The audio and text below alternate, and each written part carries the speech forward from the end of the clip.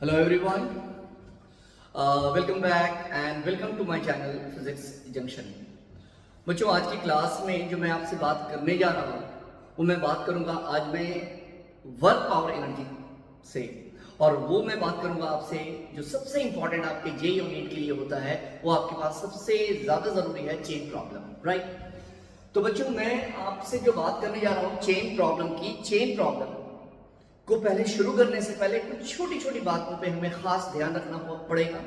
और अगर ये चीज़ें अगर हम इस चीज़ को समझ लेते हैं तो हमारे लिए बनाना बहुत ही आसान होगा।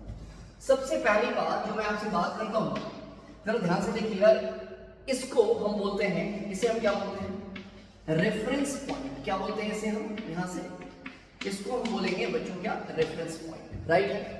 याद रखिएगा रेफरेंस पॉइंट से अगर हम नीचे की बात करते हैं तो याद हमेशा रखेंगे कि पोटेंशियल एनर्जी आप क्या लेंगे वहां पे, नेगेटिव। अगर हम रेफरेंस पॉइंट से ऊपर की बात करेंगे तो हमारे पास पोटेंशियल एनर्जी आपके पास क्या आएगा, पॉजिटिव। और अगर हम रेफरेंस पॉइंट पे बात करेंगे तो वहां पे पोटेंशियल एनर्जी आपके पास क्या आएगा, जीरो। बस इतनी बात आप ख्याल रखिएगा।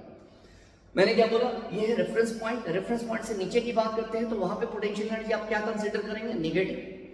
आप रेफरेंस पॉइंट से ऊपर की बात करेंगे तो वहां पे आपके पास पोटेंशियल एनर्जी कैसा होगा, नेगेटिव। और अगर आप रेफरेंस पॉइंट पे अगर आप बात करते हैं तो वहां पे पोटेंशियल एनर्जी आपकी जीरो। इस बात का आप बहुत तरीके से ख्याल रखेंगे। चलिए बच्चों मैं आपसे शुरुआत कर रहा हूँ, सवाल पे हम लोग आ जाए यहाँ पे। तो सबसे पहला सवाल जो मैं आपसे बात करने जा रहा हूँ, जरा ध्यान से देखिएगा। ये आपके पास टेबल है, राइट, और इसमें मैं जरा कैटेगराइज कर रहा हूँ। एक बार मैं टेबल को फ्रिक्शनलेस, उसके बाद मैं टेबल को आपके पास फ्रिक्शन से कंसीडर मैं करूंगा, ठीक है। आपकी फ्रिक्शन उस टेबल पे होगा। पहली बात ये मैंने बात किया है, यहाँ पे आपके पास एक चेन है, राइट,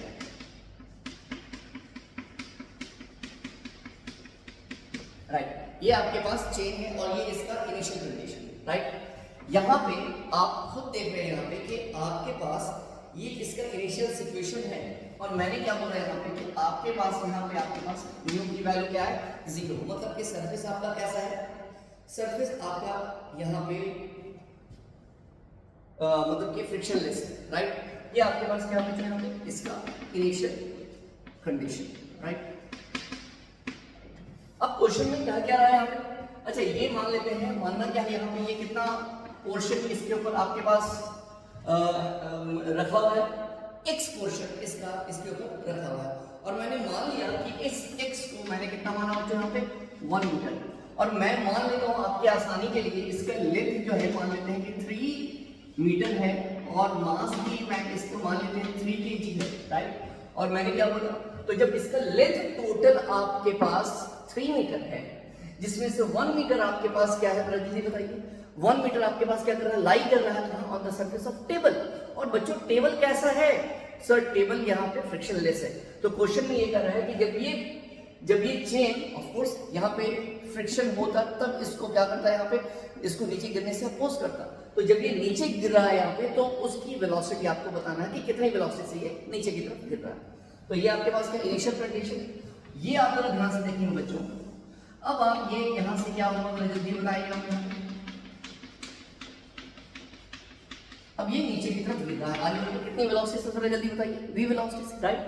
अब मेरी बात को आप समझिएगा, जब ये आपके पास इतना पोर्शन आपके पास लटका हुआ था, तो ये बताइए मैं आपसे एक चीज पूछ रहा हूँ, यहाँ पे ये 1 मीटर है तो ये कितना आपके पास है, यहाँ से 2 मीटर है।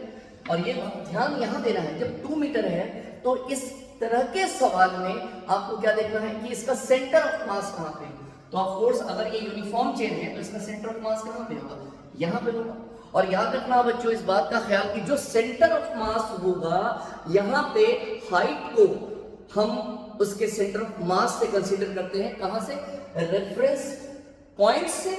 जो सेंटर ऑफ मास होती है वो हम उसके हाइट को कंसीडर करते हैं। तो ये बताओ कि आपके पास ये जो यहाँ से मतलब जो हाइट हम ले रहे हैं इनिशियल कंडीशन में, ये कितना आपके पास है, -1 मीटर।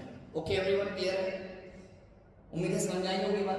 अब जरा मेरी बात को ध्यान से देखिए, इसका मतलब है कि ये हाइट नीचे है, इसका मतलब है कि हम यहाँ पे पोटेंशियल एनर्जी क्या लेंगे, ऑफ कोर्स सर यहाँ पे हम नेगेटिव लेंगे, राइट। अब मैं इसकी बात करता हूँ कि जब ये चेन पूरी तरह से क्या हो रहा है, यहाँ पे नीचे की तरफ गिर रहा है, तो जब ये चेन पूरी तरह से नीचे की तरफ गिर गया तो अब चेन की टोटल लेंथ कितनी हो गई बताओ, 3 मीटर। तो अब इसका एक नया सेंटर ऑफ मास है, नया पोजीशन, ये मैंने माना C1 और ये सेंटर ऑफ मास दूसरे केस में जब ये फाइनल पोजीशन है बच्चों, यहाँ पे this is your final position. जब ये C2 है, C2 क्या है, जब ये गिर रहा है ये पूरी तरह से चेन क्या हो गया, ऑफ हो गया, किससे, टेबल से, और जब ये यहाँ से गिर रहा है तो अब ये कितना 3 मीटर, ये कितना आपके पास है C2। तो ये बताओ कि अगर ये 3 है तो ये बताओ यहाँ से यहाँ तक अब ये कितना होना चाहिए, 3/2 की बात करेंगे। एवरीवन क्लियर है? तो हमें क्या बोल रहा है कि जब ये गिरा तो वहां पे इसकी क्या निकालनी है, वेलोसिटी निकालनी है। तो ये चीजें आपके लिए बहुत ही आसान सी चीजें हैं। मैं 2 चीज आपको बता दूं यहाँ पे कैसे आप निकालेंगे, पहला सिचुएशन और ये आपके पास दूसरा सिचुएशन। सिंपल सी बात है, आप क्या करेंगे, आप यहाँ पे कंजर्वेशन ऑफ एनर्जी की बात करते हैं। फ्रॉम COE मतलब कंजर्वेशन ऑफ एनर्जी मतलब total energy initial is equal to, बच्चों टोटल एनर्जी आप क्या लिखेंगे, यहाँ पे आप फाइनल की बात करेंगे। Right everyone, clear? ये बातें आपको यहाँ से आपको बहुत तरीके से समझ में आनी चाहिए यहाँ से। राइट, अब मैं आपसे बात करूंगा टोटल इनिशियल कितनी थी और हम बात कर रहे हैं इसकी फाइनल। ये बताओ कि इनिशियली ये सिस्टम रेस्ट में था, इसका मतलब कि kinetic energy initial plus potential energy initial, kinetic energy final plus potential energy final. तो इनिशियल काइनेटिक एनर्जी तो आपके पास 0 थी बच्चों। अब ये बताएंगे आप यहाँ पे कि इनिशियल पोटेंशियल एनर्जी आप कितना लिखेंगे, ये बताओ ये कितना पार्ट हैंग कर रहा था, क्योंकि हम पोटेंशियल की बात कर रहे हैं और यहाँ पे जो हैंगिंग पार्ट के लिए कितना पार्ट है, 2 मीटर। तो जाहिर सी बात है कि मास भी आपके पास कितना होगा, 2 kg। तो mgh कितना लिखेंगे, m इंटू g, g की वैल्यू है 10। और हाइट बच्चों, हाइट मैंने कहां से कंसीडर किया था, जो सेंटर ऑफ मास होगा तो रेफरेंस पॉइंट से जो सेंटर ऑफ मास होगा हम हाइट उसी को कंसीडर करते हैं। तो ये बताओ कि ये कितने पे है, यहाँ पे 1 मीटर पे, राइट, ये 1 मीटर पे, लेकिन रेफरेंस पॉइंट से नीचे की तरफ शुरू में मैंने आपको बताया था कितना लिखेंगे आप यहाँ पे, -1 इज इक्वल टू के फाइनल बच्चों हाफ मास। ये कब की बात करेंगे आप बताइए, आप यहाँ पे फाइनल की बात कर रहे हैं और फाइनल की बात करेंगे तो ये बताओ मास ये पूरी तरह से ये स्लिप कर गया था टेबल से, तो यहाँ पे मास कितना लिखेंगे, यहाँ पे 3 इंटू कितना बच्चों यहाँ से v² प्लस m, मास कितना बच्चों यहाँ पे 3g और हाइट बच्चों, हाइट कितना लेंगे आप यहाँ पे, देखिए यहाँ पे रेफरेंस लेवल से इस केस में जो आप हाइट ले रहे हो कितना ले रहे हैं, 3/2, बट रेफरेंस लेवल से नीचे है तो अब आप क्या ले रहे हैं यहाँ पे -3/2। ये ओके एवरीवन, क्लियर है? आप यहाँ से इस चीज को आप बड़े आराम से यहाँ से कैलकुलेट कर सकते हैं और कैलकुलेट करने के बाद आप चेक कर लेंगे, आप खुद आप मुझे बताएंगे कि v की वैल्यू क्या निकली। यहाँ से आप क्या निकाल सकते हैं, ये v की वैल्यू कैलकुलेट कर सकते हैं। ओके एवरीवन, नेक्स्ट तरह के सवाल में जो हम बात कर रहे हैं, अगले सवाल में हम ये बात करेंगे कि आपके पास चेन सरफेस पे है बट वहां पे जो सरफेस है वो फ्रिक्शन लेस नहीं है, वहां पे सरफेस के पास फ्रिक्शन है। आइए अगले सवाल की बात करते हैं आपसे।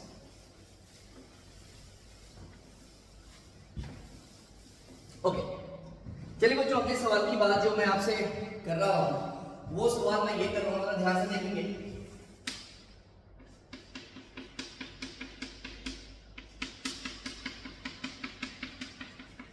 राइट, ये सवाल क्या है कि यहाँ पे आपके पास ये सरफेस आपके पास फ्रिक्शन है, मतलब कि इसके पास कोएफिशिएंट ऑफ फ्रिक्शन कितना है, म्यू। इसकी टोटल लेंथ है बच्चों L, राइट, इसकी टोटल लेंथ है L। बहुत ही आसान सा सवाल है, इसकी टोटल लेंथ कितनी है L, जिसमें कह रहा है कि इसका x portion lying on the table, तो रेस्ट बचा हुआ तुम्हारे पास ये नीचे की तरफ कितना होगा बच्चों, तो रेस्ट कितना है L - x।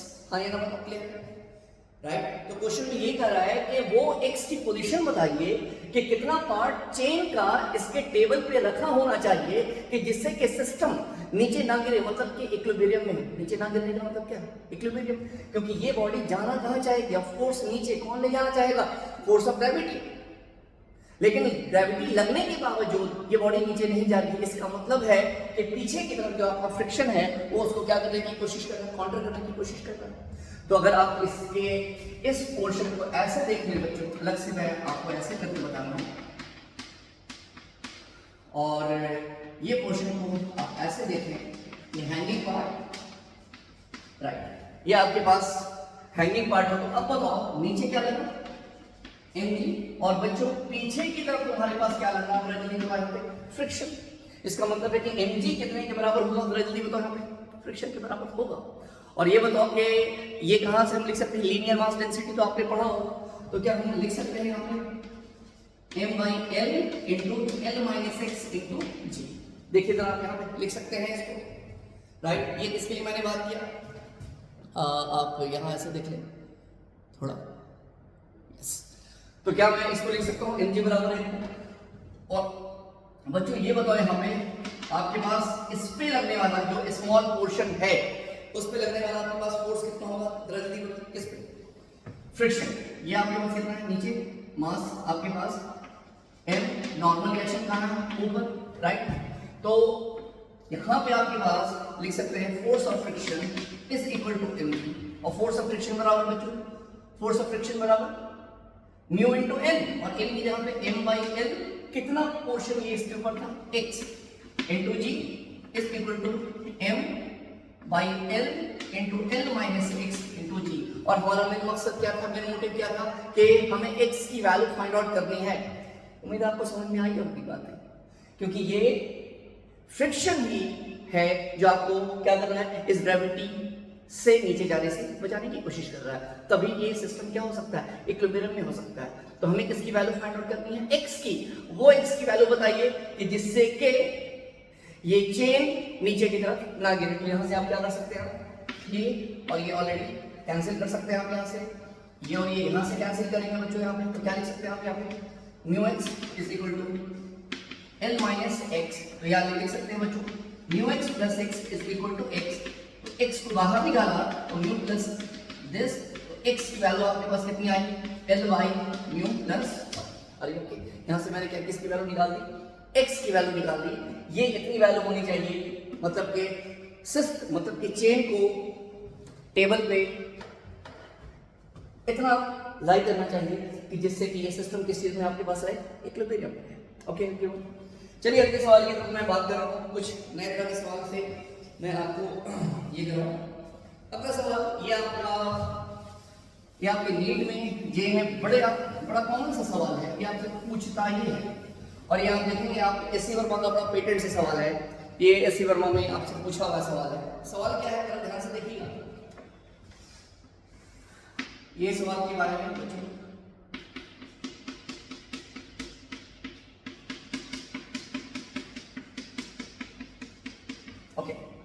इसमें सवाल में क्या कर रहा है यहाँ पे कि ये x पोर्शन यहाँ भी रखा हुआ है, लेकिन ये कितना है 2l/3 पार्ट ये यहाँ पे रखा हुआ है, राइट।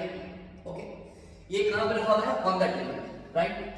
और ये कहने का मतलब इसका मतलब है कि कितना पार्ट आपके पास हैंग कर रहा होगा। ऑफ कोर्स l/3 पार्ट क्या कर रहा होगा बोलो यहाँ पे हैंग कर रहा होगा, राइट। सुनो भाई अब क्वेश्चन कह रहा है कि find work done by the person, find work done by the person to put hanging part on the table।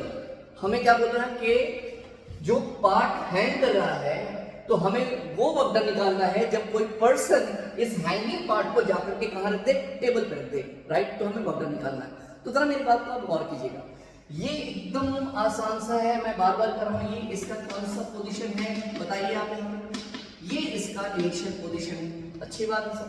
और अब मैंने ये दिखाया कि जो पार्ट तुम्हारे पास मेरे बच्चों हैंग कर रहा था, राइट, ये पार्ट तो टेबल पे रखा हुआ था, लेकिन जो पार्ट हैंग कर रहा था उस पार्ट को भी मैंने क्या किया, ये आपके पास इस पे जाकर के रख दिया। Are you clear? तो ये इनिशियल है और ये इसका क्या है मेरे जल्दी बताओ यहाँ पे, this is the what final position. हाँ या ना बताओ एवरीवन ओके। अब तुम बताओ यहाँ पे कि मैं बार बार एक ही चीज कह रहा हूं, ये हैंगिंग पार्ट है और हैंगिंग पार्ट है इसका मतलब 12/3 ऑन द सरफेस है, तो हैंगिंग पार्ट l/3 है। तो पहला काम आप क्या करेंगे, पहला काम ये करेंगे कि आपका सेंटर ऑफ मास ये होगा, और जो सेंटर ऑफ मास होगा तो ये बताओ ये इसका जस्ट हाफ, मतलब ये कितना होगा l/6, मतलब कि हाइट आपके पास l/6 होगा। लेकिन आपको पता है कि रेफरेंस लेवल से या रेफरेंस फ्रेम जो भी मान रहे हैं उससे नीचे है, तो हम नेगेटिव इसको काउंट करेंगे, राइट है। तो बच्चों ये बताओ, और दूसरा कंडीशन जो फाइनल पोजीशन पे आ गया, इसमें क्या हो रहा सर, इसमें रेफरेंस पे आ गया। और रेफरेंस पे जब होता है तो मैंने आपको क्या बताया है, मैंने आपको बताया है कि वहां पे आपका पोटेंशियल जीरो होगा, मतलब कि फाइनल में आपके पास पोटेंशियल आपके पास कितना हो गया, जीरो। आराम से बच्चों क्लियर है।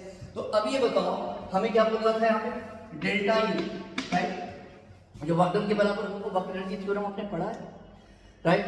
तो ये क्या लिख सकते हो, you final minus you initial. हाँ यार बताओ, सिंपल।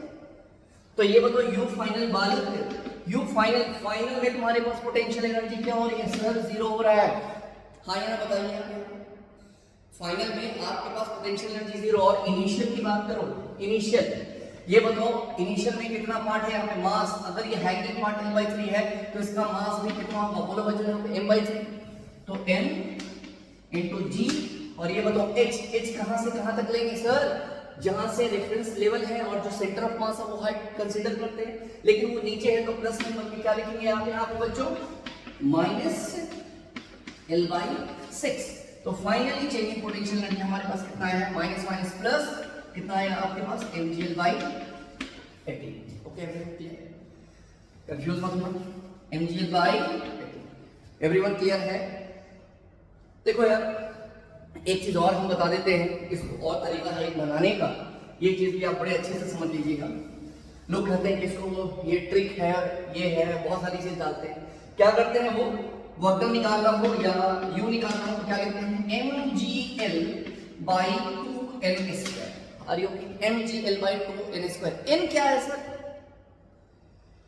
सर n क्या है, तो n कुछ नहीं है, n वो मैग्नीट्यूड लेंगे जो आपके पास हैंगिंग है, और ये जो हैंगिंग पार्ट है, तो हैंगिंग पार्ट का मैग्नीट्यूड कितना है, L/3। मतलब कि उसमें आपको क्या लेना है, मैग्नीट्यूड लेना है। तो मैग्नीट्यूड यहाँ पे कितना है, बोलो यहाँ पे मैग्नीट्यूड आपके पास कितना है, 3 है। आइए ना बताइए, तो जब 3 है तो यहाँ पे खुद देखिए, यहाँ पे W/U, ये भी याद रख सकते हैं आप, 2n, n भी यहाँ पे कितना है, 3, राइट। जो हैंगिंग पार्ट का है मैग्नीट्यूड वो लेंगे आप, तो W बराबर कितना होगा आपके पास, mgl, राइट, y कितना है आपके पास यहाँ पे 9। तो फाइनली यहाँ पे भी आपके पास कितना है, mgl/8, राइट है।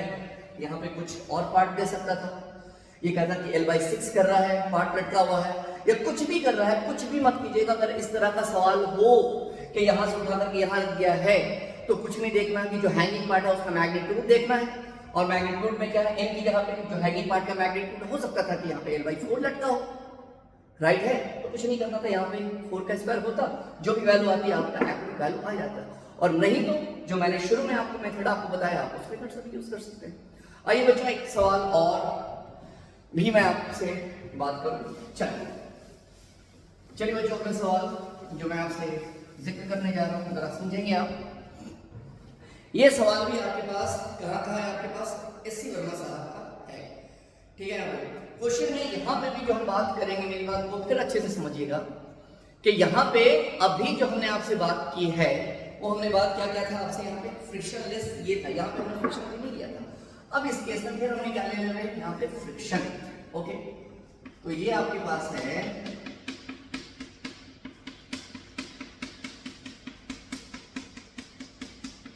राइट। बच्चों एकदम सेम चीज आपसे बोल रहा है कि यहाँ पे भी जो पार्ट है O वाला कितना आपके पास 12/3, यहाँ पे भी आपके पास जो पार्ट है यहाँ पे ये कितना आपके पास है 12/3।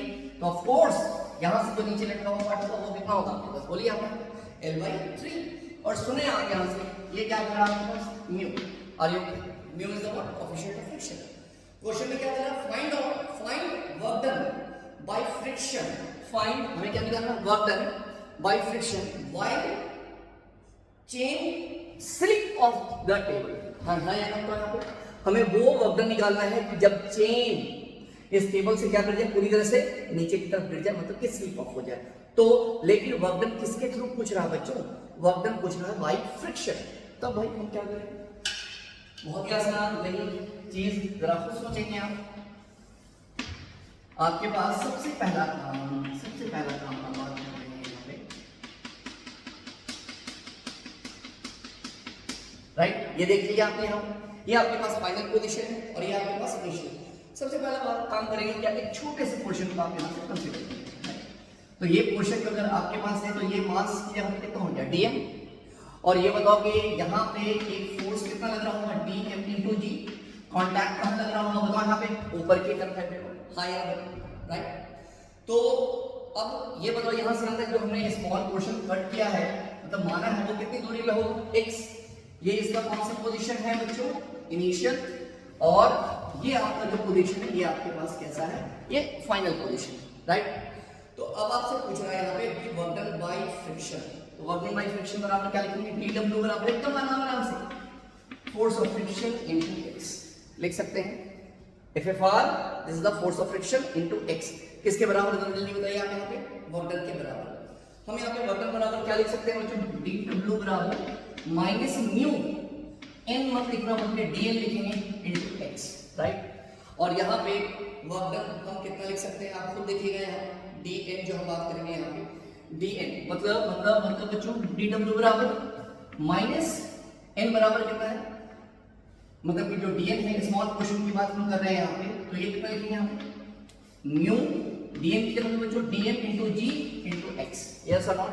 और dm बराबर आप कितना लिखेंगे आप खुद सोचें, वर्क डन बराबर बच्चों यहाँ पे माइनस साइन मैंने क्यों दिया, माइनस साइन बच्चों मैंने इसलिए दिया कि यहाँ पे वर्क डन हम कर रहे हैं by friction, of course negative भी हम लेंगे यहाँ पे।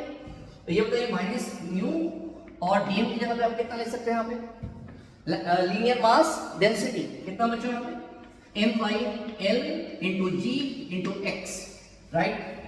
और फोर्स एक मिनट एवरीवन, स्मॉल क्वेश्चन है देखिएगा, लैम्डा इक्वल टू होता है m/l, तो एलिमेंट्री पार्ट अगर आपसे बात की जाए लैम्डा बराबर dm/dx, तो बच्चों dm बराबर कितना होगा लैम्डा into dx, तो dm की वैल्यू कितनी होगी, लैम्डा की वैल्यू होती है m/l into dx, तो मैंने एक छोटी सी गलती कर दी है यहाँ पे, sorry everyone, into dx, right. तो dm की जगह पे मैंने क्या लिखा m/l into g into dx, right, और into x, क्या लिख सकते हैं ऑफ कोर्स आप यहाँ पे बिल्कुल ऐसे लिख सकते हैं।